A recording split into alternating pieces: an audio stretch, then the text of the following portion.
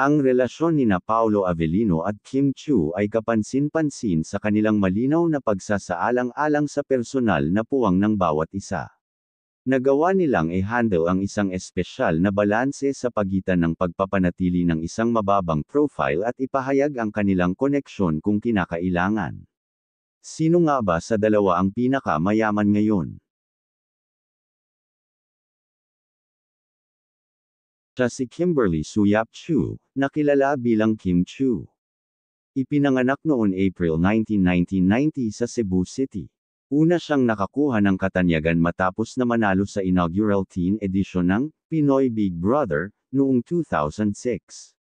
Sa paglipas ng mga taon, pinatibay ni Kim ang kanyang katayuan bilang one of the Philippines' most versatile and beloved entertainers, kumita ng mga accolade para sa kanyang trabaho sa buong telebisyon, pelikula, at musika.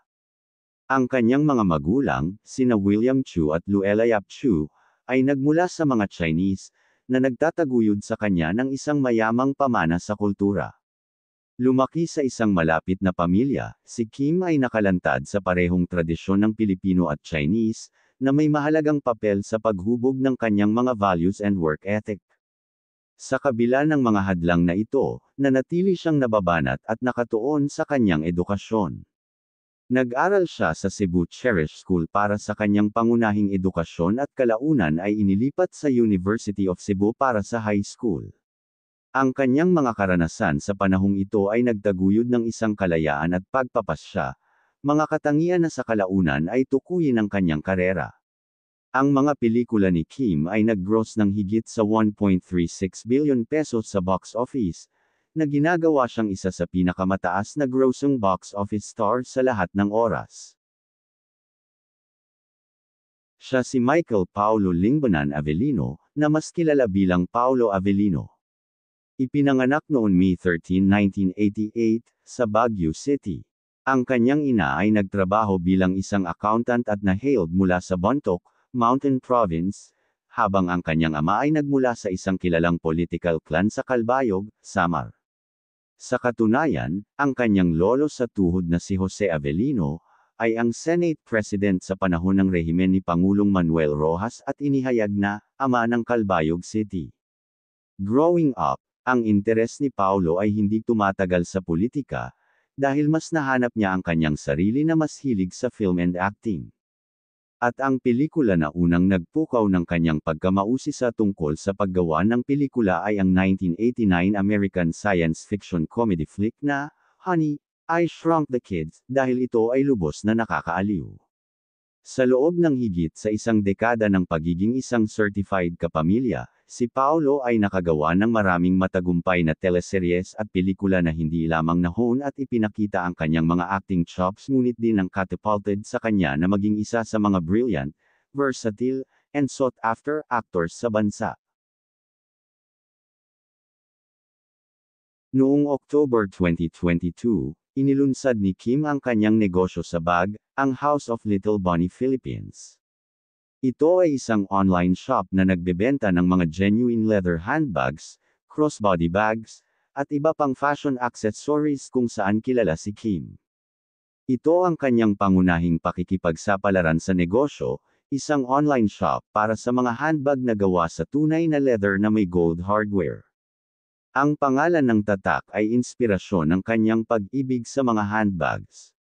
Sa kalagitnaan ng 2023, isiniwalat sa isa sa Kim's endorsement media conference na ang aktres ay nagmamay-ari ng isang komersyal na gusali sa Cagayan de Oro. Maganda ang building, maganda yung location, at puno na daw ito dahil marami nang naglilis. Binili niya ang building bilang investment.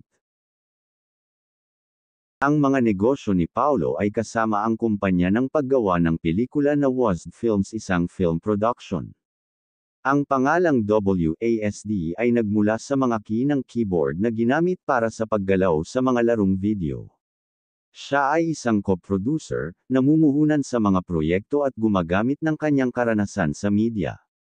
Siya ay isang co-producer sa Film Elevator, ang partnership sa esports at streaming company na Lupon WXC. Ito ay isang kumpanya na nagbibigay ng mga pagkakataon para sa mga Filipino streamers at mga manlalaro ng esports. Siya ay isang kasosyo na nagdadala ng kanyang karanasan sa paggawa ng media upang matulungan ang kumpanya na lumago at makapasok sa mainstream market.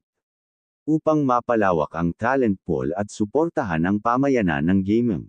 Ginagamit niya ang kanyang karanasan sa paggawa upang suportahan ang mga pakikipagsapalaran na ito, na mga extension ng kanyang pagnanasa sa pelikula at paglalaro.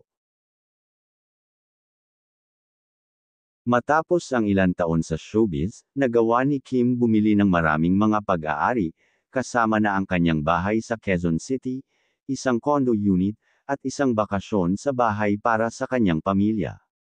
Noon April 2011, si Kim at ang kanyang mga kapatid ay lumipat sa isang marilag na bahay sa isang 600 square meter sa isang eksklusibong subdivision ng Quezon City. Ang tatlong palapag ni Kim, 4 na silid-tulugan na Quezon City home ay nagtatampok ng isang kombinasyon ng Victorian, neoclassical at kontemporaryong estilo na angkop sa kanyang pambabae na estilo. Ang resulta ay isang mainit at posh modernong palasyo na angkop para sa isang prinsesa. Mayroon din siyang condominium. Nagtatampok ang isang unit ng kondo ng isang studio home na may iba't ibang mga elemento ng decor, kabilang ang isang floral area, isang cloud sofa, at isang frame TV. Ang studio ay dinisenyo para sa paglikha ng nilalaman at may chillax area. Si Kim ay may maraming mga condominium, kabilang ang isang home studio sa isang condo unit sa Cebu, at isang SMDC condominium. Mayroon din ito vacation house sa Tagaytay. Nakatayo sa isang lokasyon kung saan nasisiyahan si Kim sa isang mas malamig na panahon. Ito ay isang 3 palapag na bahay na may isang pool na tinatanaw ang isang magandang view na matatanaw ang isang katabing mga bundok. Batay sa mga larawan, ang modernong architectural masterpiece ay pinalamutian ng malaking glass windows na nag-aanyaya ng masaganang natural na ilaw upang maipaliwanag ang maluwang na interior. Sa pamamagitan ng madiskarteng posisyon at maraming mga balkonahe, nag-aalok ang bahay ng mga panoramic na tanawin na nagbabad sa nakapalibot na kagandahan, na nagbibigay ng isang simoy na santuaryo para sa pahinga. Siya ay mayroon din car collection, kabilang ang kanyang customized Hyundai H350 van na nagkakahalaga ng 2.7 milyon pesos. Mayroon din siyang Jeep Wrangler.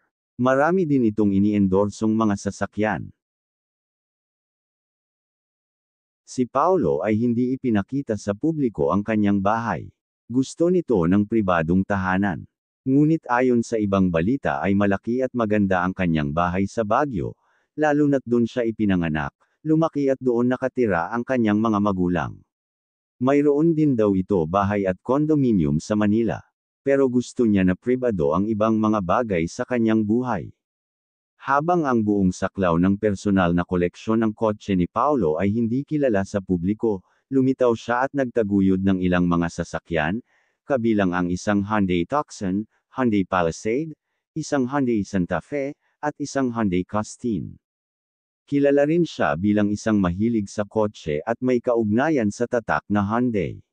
Si Paulo ay may isang koleksyon ng mga motorsiklo, na kinabibilangan ng isang Kawasaki Ninja ZX-10RR Winter Edition. Isang BMW Motorrad R9T, na nagkakahalaga ng 1.19 milyon pesos. Mayroon din siyang Norton Commando 961, bukod sa iba pa. Ang tagumpay ni Kim sa industriya ng libangan ay isinalin sa malaking gantimpala sa pananalapi. Ang kanyang net worth ay humigit kumulang $10 million, o 581 milyon pesos. Ang kanyang mga stream ng kita ay magkakaiba, kabilang ang mga kita mula sa acting, music, endorsements, digital content creation at mga negosyo. Si Kim ay nagtayo ng isang solidong portfolyo ng pananalapi sa pamamagitan ng kanyang trabaho sa telebisyon, pelikula, musika, at pag-endorso. Siya ay isang ambasador ng tatak para sa maraming mga pangunahing kumpanya, kabilang ang mga tatak ng beauty, fashion, and lifestyle brands. Ang kanyang impluwensya ay umaabot sa kabila ng tradisyonal na media, dahil kumita siya ng kita sa pamamagitan ng kanyang channel sa YouTube, mga endorsement sa Instagram, pakikipagsosyo sa social media, at mga pakikipagsapalaran sa negosyo. Ang halaga ng net worth ni Paulo ay tinatayang nasa paligid ng $10 million, o 581 million pesos.